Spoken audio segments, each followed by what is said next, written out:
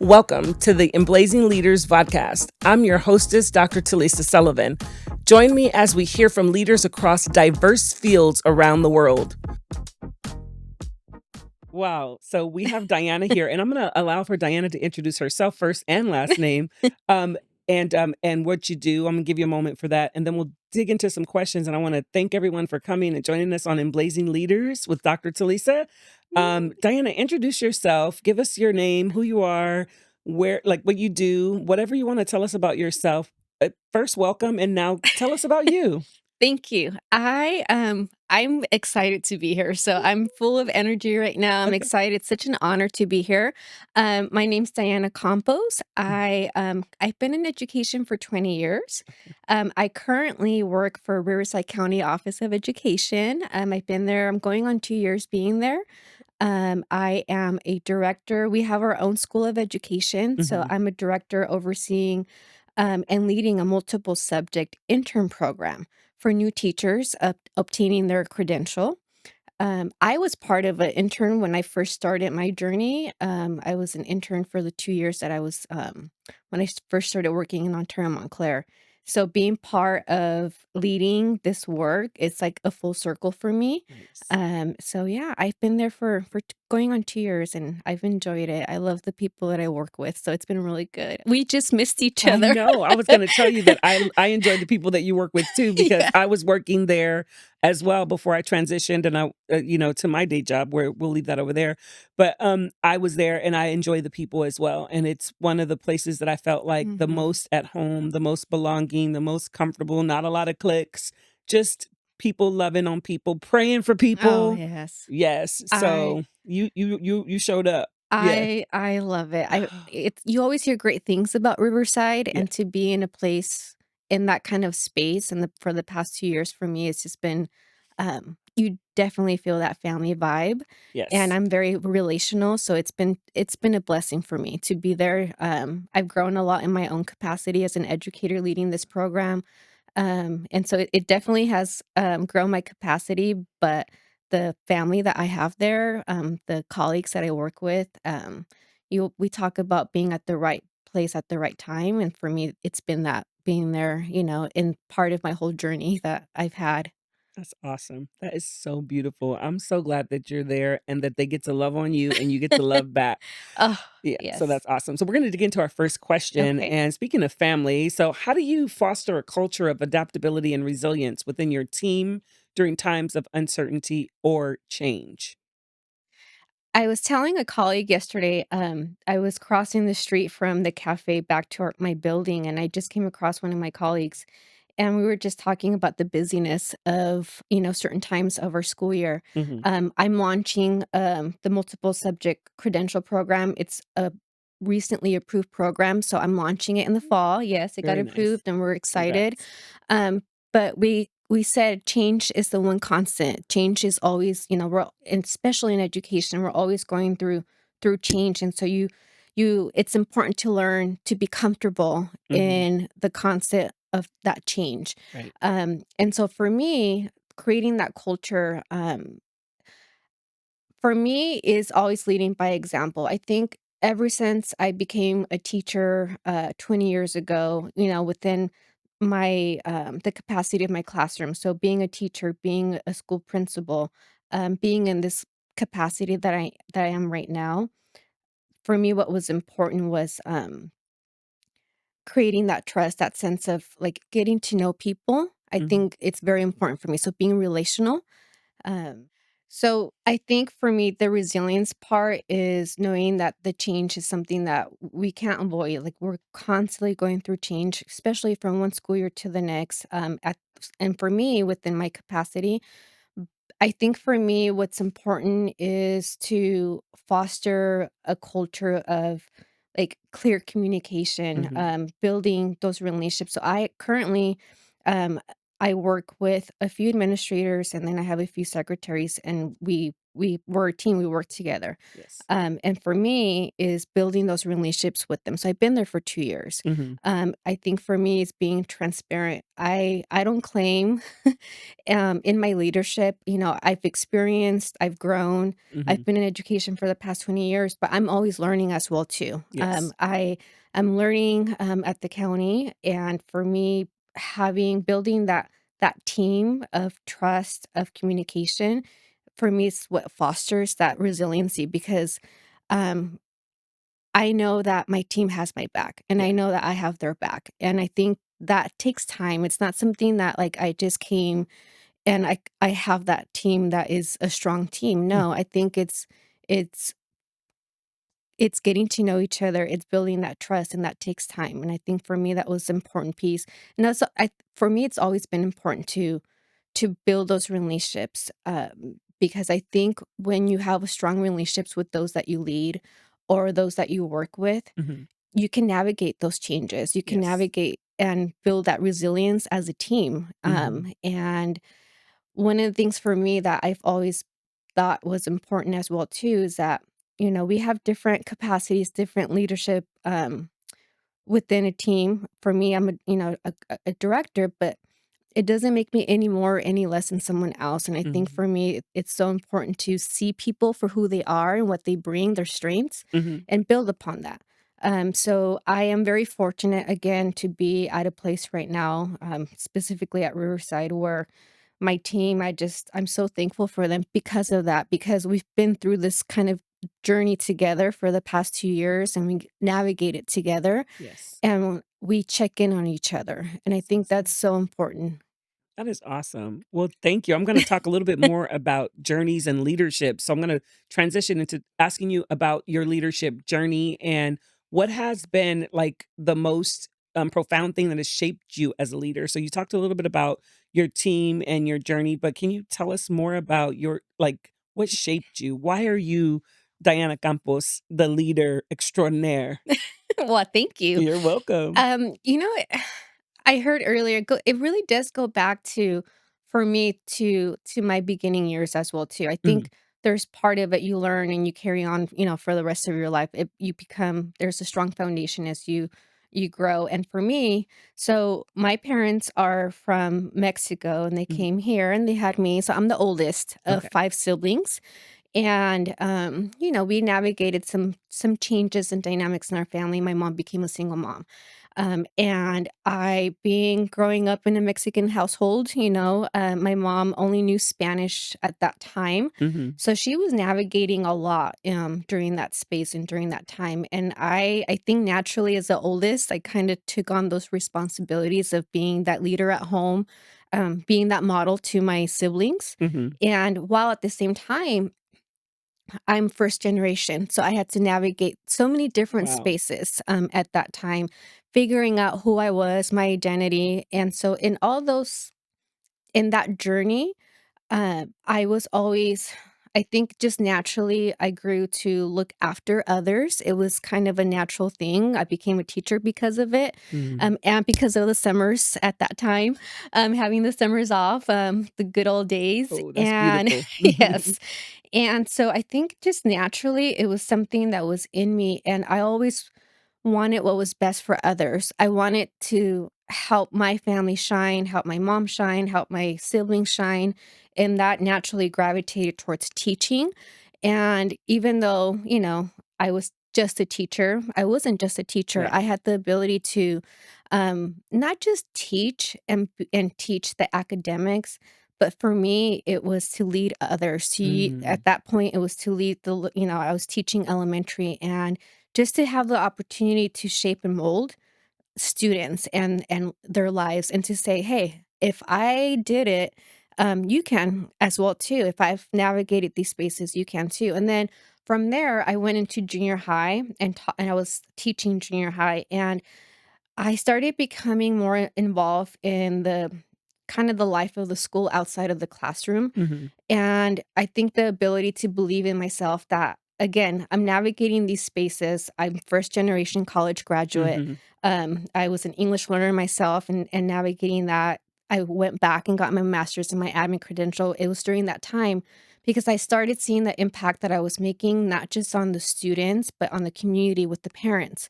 And again, there's something to be said that when a student sees someone like them or Mhm. like their story, um, it, they they build that trust with you. And for me, that was important. I always believe that before you can win their, teach them, you have to win their heart.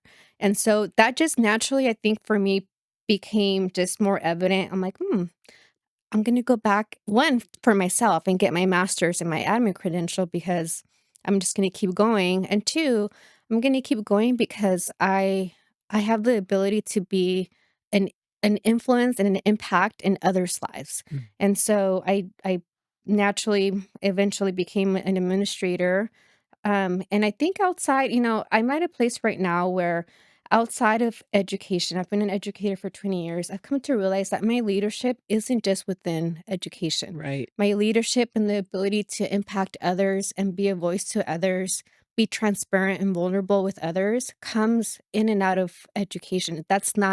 It doesn't bind me to that. I'm a leader because I want to impact, I want to change, I want to say, "Hey, I see it in you to keep going." Yes. And I think that's so important. I think I've had to learn that, and, little by little, I've learned that, and I think that's what has molded to the person that I am now. What a awesome journey. I mean, I heard you talk about so many things that really makes me proud that you get an opportunity to lead that credential program. You mentioned being an elementary school teacher. You mentioned being a middle school teacher, and just the experience of having the best of both worlds, the elementary ed and then the secondary, is profound enough in itself because you can look to see what do the littles need, and then what do they need to transition, right? The other thing that I heard you say without even saying it, and this is why, like for me, we don't have to have like the buzzwords that people say. You talked about servant leadership Mm, the entire time. I mean, this is giving me chills because mm, you talked about servant leadership without even saying the word servant. The second thing that I heard you say without even using the word was you talked about representation. mm. And it was like, I'm listening to Diana talk about representation and how important it is for for people to see themselves, and this is what we are here for in education. And I hear your passion. I'm excited that you have this opportunity.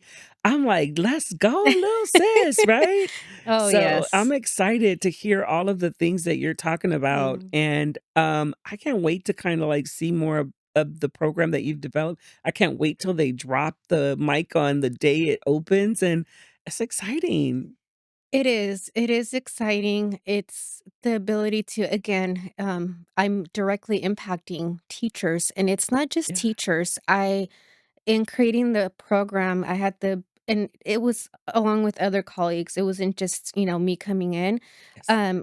It is that, equity, that inclusiveness, that we Absolutely. see each student as they are, and not just the academics, but we see them um, as their whole. And that Yeah. was something for me that, I think part of why I'm in this place is because I didn't come as my whole. I am my whole person now. I've come into my space as a Latina, as a leader, as a mother, like all these spaces, Love right? it. But when I was growing up, I grew up during the time that it wasn't seen as an asset. It wasn't seen as something that I'm comfortable coming as my whole self because I'm all these facets of Diana, Ooh, and my culture as well too. chills. Yeah, and even as a woman, Yes. aspects of who I bring in my leadership as a woman. Mhm. I am multifaceted, and I think about my journey. I think about, I learned some of these things later on from just learning. But we have the ability to inspire others to see themselves even at such a young age. I have 2 girls, and they're in their, early 20s, and one's about to turn 18. And I want them to see themselves. I want them to believe in themselves. I want them to come as their whole self. I want them to represent, themselves in all these aspects. And I think that was very important for me. It is important for me now, but I wish I would have had a better sense of myself back then, but that's part of the journey, It right? is. We're It always absolutely is. evolving, so And we never arrive. oh, I have learned that. I think we think that we continue on this continuum and we're always like, all We right, get we've there. made it, we're here, we're good. No, it's life does not work like that. And even though one of the you because you actually attended the Q10 conference and you participated as a presenter Yes. last year, Yes. and hopefully you'll be joining us again this year. So you know that Maslow's hierarchy of needs is one of the Q10 elements, but we talk about transcendence and we talk about like, reaching, self-actualization. And it's like, and then you realize like, will I ever, I'm reaching towards that, but I may never ever know exactly who I am because we're ever changing. So we're ever We changing. are. And I've learned that as a leader, I have to be okay to be like in this space of changing as a Yes. leader. Like we read all these books, we go to school to become a leader, and then it's like what? How do you lead? And I've come to realize that I have evolved as a leader. Yeah. I've learned from my mistakes, I've learned from my strengths. Mhm. And I think that's part of it is that we evolve. I have, again, I have a life outside of leadership of who I am. Yes. And I'm learning to bring those pieces into the spaces, into my leadership, because I never want to lose sight of the humanity of being around others and navigating specifically for me in the field of education. We we work to change lives, and so I never want to lose that. And I think that's so That important. that is awesome because I was thinking of the next question as you talked about navigating, and one of the things about this video vodcast, whatever we wanna call it, Emblazing Leaders, is that we wanna, talk to leaders about, like, navigating space if that's what they choose to do. I've learned that sometimes people don't choose to navigate that space, and I want people to know that that's okay. So let us help you transition if you Mm. don't choose to navigate that space. That's what we're here for. We wanna help you with whatever it is that you decide. And so, I want to ask you, like, what key steps did you take early in your career that you believe were crucial for your advancement to this leadership position or any leadership position? So I talked about early on in my life, I had to inquire. I had to if I wa I ended up going to a community college. I had to go and ask questions. Like things weren't given to me growing up. I talk about being resilient and having to work towards things. I had to work towards, having being where I'm at right now. And so again, talking about growing up and having to be in these spaces and just show up and ask questions. One of the things about me is that I'm resourceful. If I don't know how to do something, or if I want to learn about something, I'll figure it out, because at some point that was kind of my survival. I had to figure things out to be successful. Things weren't given to me early on. So for me, a big piece, and even why I'm here today with you, is I show up in these spaces. I make myself known in these spaces. I build relationships. I ask questions. I'll give you a story. I went back and I was like, "Well, okay, I got my master's, my admin credential. I'm gonna go and do my doctorate." Mhm. And I did, and it was a crazy time, but I'm thankful for that opportunity. The dean that was overseeing my program, um, she eventually, transitioned into a different into a different position. So part of the program that I'm starting in the Father Credential Program, I had to get it approved by the state. And so I had to fly to Sacramento and they approved it. And so I was sitting behind this committee. Um, she was behind me for she was there for a different reason. Oh, And this is almost 10 years later. She's sitting behind as I went through her program, doctoral program, and I'm getting approved on this credential program. wow. And I looked back and I was like, "Oh my gosh, I want to cry because I see her, but I'm trying to, like hold it together." And then after we walked out, she gave me a big hug Wow. and we ended up talking later. And I told her, I'm like, this is so crazy that we're having this conversation. You were the dean, like you're one amongst all the students who were part of your program. But I would go up to her and I would say, "Hi, I'm Diana. I'm from, this cohort. Wow. Hi, I loved what you did today." Like I would just, Awesome. come up to her and be in that space and be noticeable in that space. And sometimes when you show up and you get to know someone, and it's not for your own, for me, it's not for like a selfish reason. It's Mhm. just I get so inspired by those that I see before Awesome. me.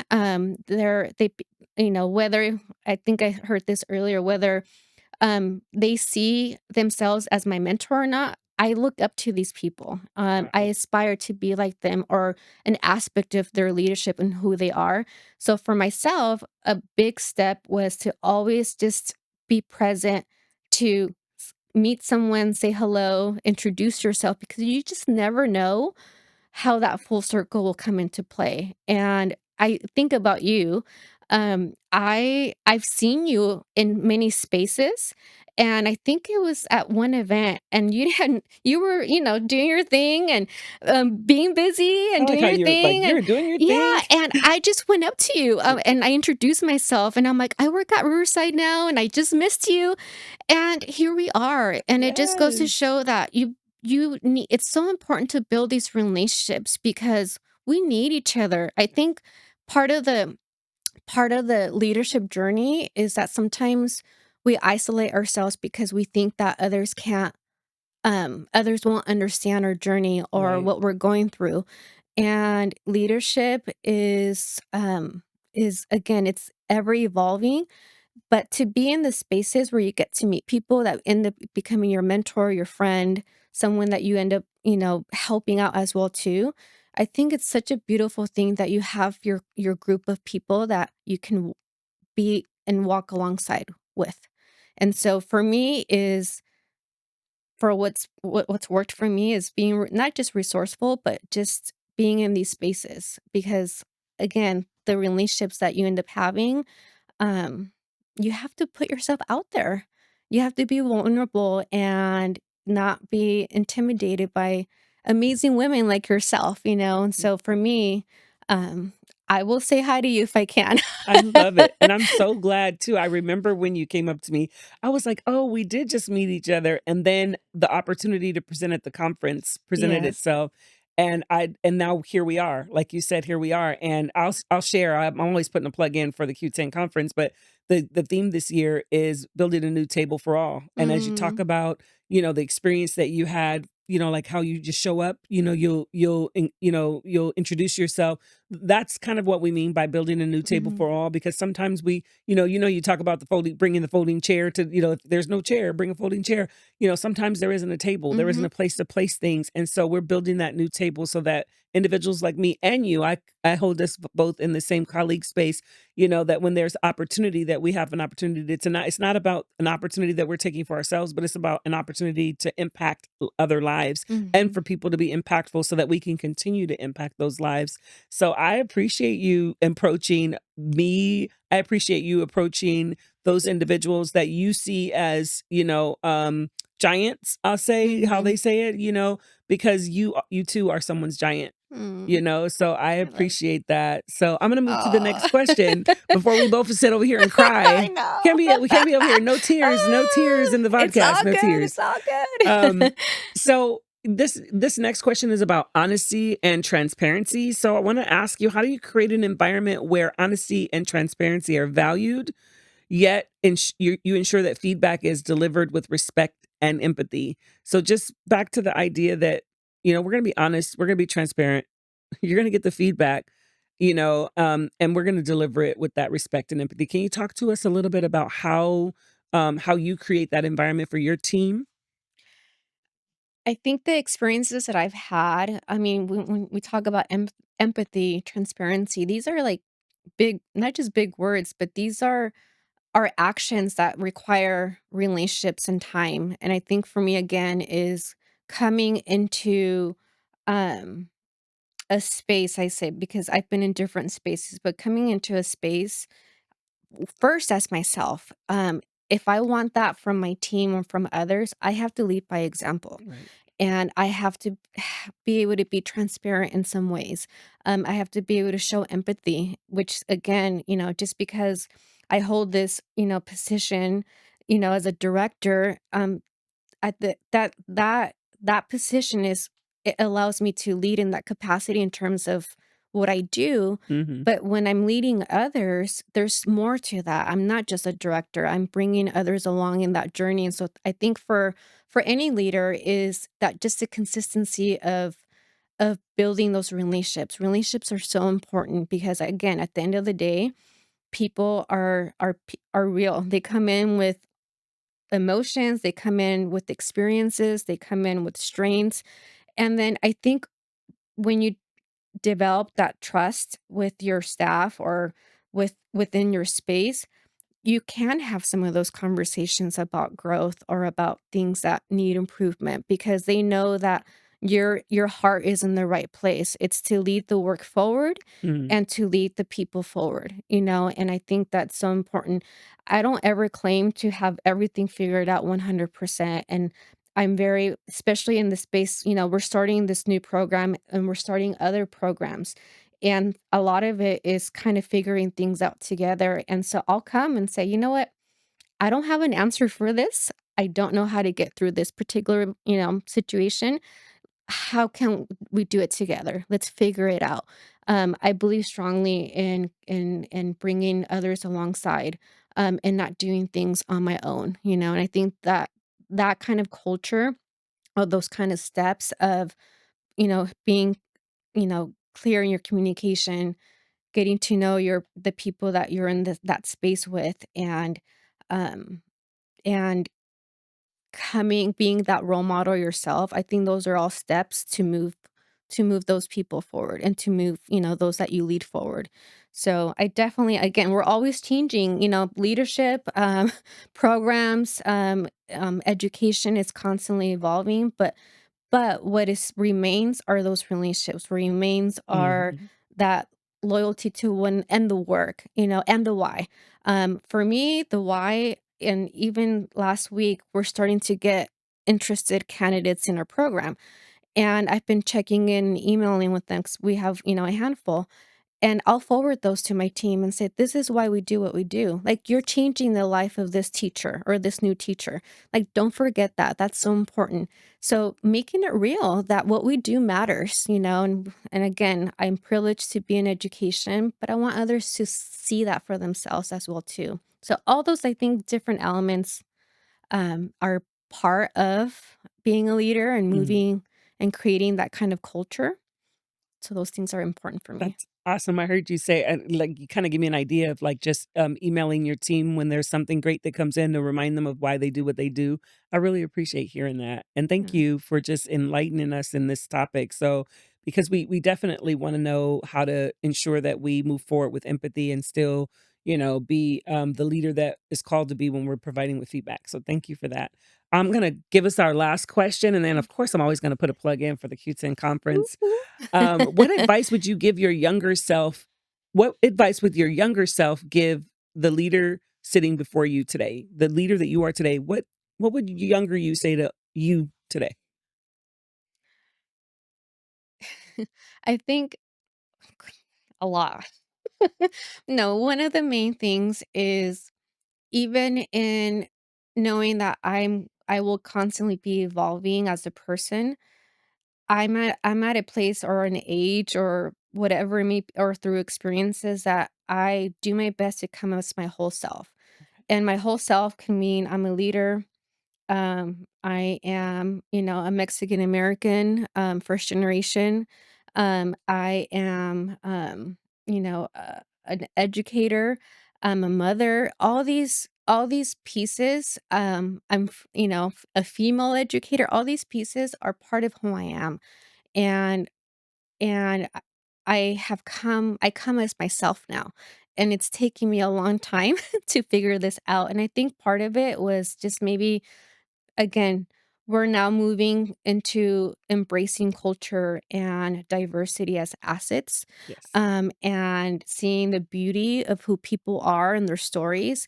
But I didn't grow up during that time. I Mm, grew up during a time where my Mexican family and environment stayed at home. My Mexican side, I was trying to immerse myself into, evolving. Um, I am very, sensitive, it's part of my strength, but I saw that as a weakness and that I mhm, wasn't strong enough in these spaces. So I think the pieces of me that I saw as a deficit or as a weakness mhm. have come to be my strengths because it makes me who I am. And I wish that I knew those things at a younger self, at a younger time. So I think for myself 20 years ago is embrace who you are, knowing that you're going to continue evolving, but embrace who you are as a person. Bring Yes. all of you into those spaces because there's only one of you. And again, our journeys are we're not on this particular timeline. So for me, embracing my whole self came in my 40s. Mm, Um, but I hope to inspire other young women to come into their whole spaces at a younger age, and I think it takes opportunities for us to engage in conversation, in transparency and vulnerability to bring others, and empower others to come as themselves. Because that's what leadership is, that's what leadership is. And so, but there's probably other things I've made I've made mistakes in my journey. But again, it makes me who I am. And it's my journey. And so I think it's a beautiful thing to have that understanding for yourself. that is so beautiful. Thank you. Thank you for being here today. Thank you for jumping in and just jumping in feet first, right? Girl, Appreciate you so much. I appreciate you too. I anything that you're part of, I believe in your vision. I Thank you so believe in much. who you are as a person. And to me, like this opportunity was kind of like it happenstance, but um I was all about it just because I admire you as a strong woman that you are, Thank you. and you have helped me, and whether you see it or not, you've mentored me, and I'm like, wow, she is just going for it, and it inspires me. And Thank I you. hope that as you inspire me, I inspire our future generation, and we Let's can just keep going, let's right? do it. Let's keep doing it and Let's let's keep do it going. together. So, I want to say thank you for the time that you've taken, and this is really wonderful. Again, congratulations on your program. It's going Thank to be you. launching very soon, and just thank you for showing up. Mm. I appreciate you so Ah, much. thank you. Thank you for this opportunity. I appreciate it too. Absolutely.